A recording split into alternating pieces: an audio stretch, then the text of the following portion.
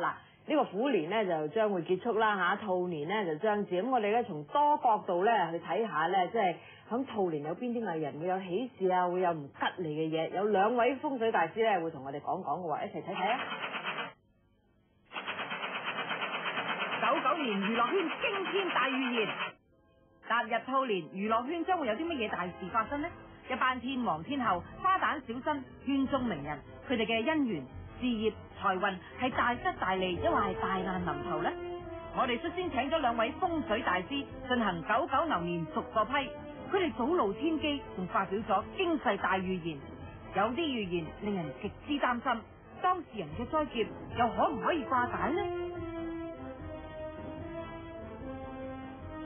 離離合合，恩恩怨怨。